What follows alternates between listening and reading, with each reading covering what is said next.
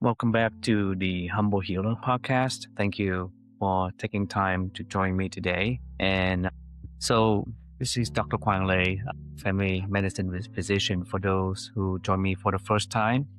And I do urgent care medicine, primary care medicine, addiction, and obesity medicine. So I've had a variety of interests, and also I help people with burnout and dealing with overwhelming stress. So that's one of my other interests, to help other doctors and also nurses, PA, and other healthcare professionals deal with personal or life crises to get them through the difficult times. So today we'll talk about a hot topic, the Hanta virus, which is going on right now on a cruise ship. And there are people concerning about this turning into another pandemic. And I just want to clarify the situation, explain what is going on the ground so that we can be reassured and also provide evidence to tell you that it's unlikely that we'll have another pandemic regarding the Hanta virus, and what to look for and what to expect if there are people that you feel have been exposed to this virus. So let's get started. So the current situation, and I got this information from a very valuable source. They call the Emergency Medicine Review and Perspective, and they just came out with this piece earlier this month, actually. So they are aware of patients concerning and the community. So that's why they came out with this piece, and very reputable podcast that I use as one of the important sources of education for my medical education for other healthcare professionals. So the current situation is that there is this cruise ship. It's called the MV Honduras cruise ship that left from Argentina on April 1st, 2026, with 149 people en route to Canary Island, when a passenger and his wife died on board, and then a third passenger died as well from what was later confirmed to be hantavirus. And this particular strain of hantavirus is called the Andes virus. Andes, like the Andes mountain range in South America. So today there are up to 7 confirmed cases and 1 couple being suspected of having this virus or viral infection also. On May 10th of this 2026, all the patients were moved off the ship into quarantine. And a little bit about this background. Excuse me 1 second, just want to close the door. Yes.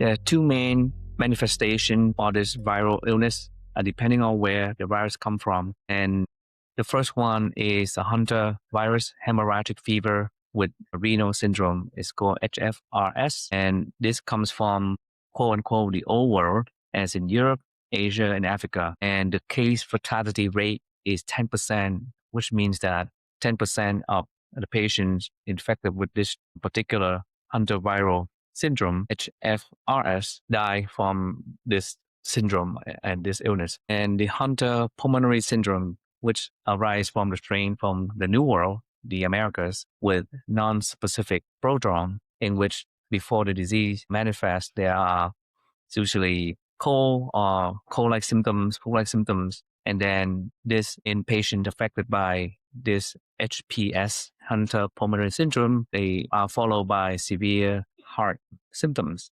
causing arrhythmia and also progressive pulmonary edema, which is a lot of fluid in the lungs and also low oxygen or hypoxia. So this is more severe case, and the case fatality rate could be up to 30 to 40% in patients developing the Hanta pulmonary syndrome. And I suspect that Gene Hackman, the famous actor, his wife, I think was found to die of hantavirus, and probably from this Hanta pulmonary syndrome. So the current outbreak comes from the Andes virus of the South America, and this can cause the Hanta pulmonary syndrome, or HPS. For transmission, the vector is rodents with airborne transmission by aerosolized rodent urine and saliva. Though this was acquired by, and the epidemiologists who investigated this outbreak thought this was acquired by a bird watcher, who went to a landfill to take pictures and acquire the virus. And also, this could be transmitted by bites and scratches from a carrier or infected rodents. The Andes virus is the only hantavirus that can have human-to-human transmission, and it typically requires close contact and direct physical contact, such as saliva, airborne droplets from coughing, sneezing, breast milk, in pregnancy via placenta, and also the digestive tract, and also been found to be possibly sexually transmitted. So the key is that it's nowhere as transmissible human to humans as something like COVID, and it had to be very close contact, and the transmissible rate is low. So incubation typically 2 to 4 weeks, and symptoms can appear between 4 to 42 days after exposure, and it usually start with flu-like symptoms such as headache, fever, muscle ache, nausea, vomiting, diarrhea, and typically only infectious while symptomatic, unlike COVID or other viruses like measles, where you can be very contagious even before any symptom manifests, and that's why it's tricky to contain those epidemics or outbreaks. Late symptoms start about 4 to 10 days after the initial phase, and it includes cough, chest pain, shortness of breath, and 38% of people who develop respiratory symptoms die from the disease. For testing, so the bottom line is that for the incubation time that takes up to 2 to 4 weeks, sometimes up to 42 days, is more difficult to contain those who are infected because it takes longer. So when people are exposed to a confirmed case of hantavirus, then they need to be quarantined for a longer period of time until they are safe to be removed from quarantine. But the risk of transmitting from one person to another person is low, as in public settings, unlike COVID.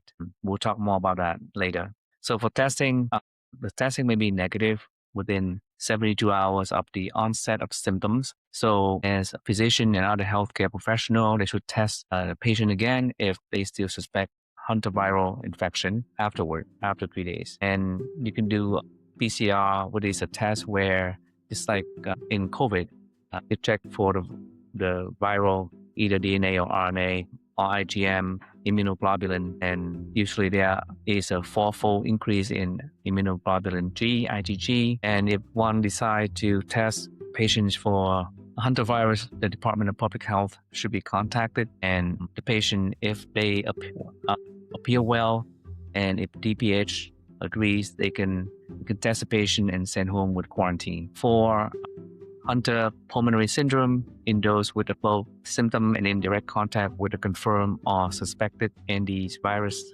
case, then they need to be quarantined in enclosed places. So if they are confirmed in enclosed places or exposed to saliva and other body fluid, then they should be quarantined, tested and quarantined, and probably sent to the ED, emergency department. And also check for flu, COVID, mononucleosis, and other suspected infections. And keep in mind of incubation that could last up to 42 days after exposure. So, and for patients, to be aware that if there is testing patients suspected of being exposed to a case of hantavirus, bring them in, and you can bring in to the urgent care. If people or healthcare professional are familiar, they will let you know what to do and will even test you and then go from there. For treatment, if concerned, one can send the patient to the emergency department for isolation in a negative pressure room and use airborne precautions, including an N95 mask and supportive treatment only. There is no vaccine or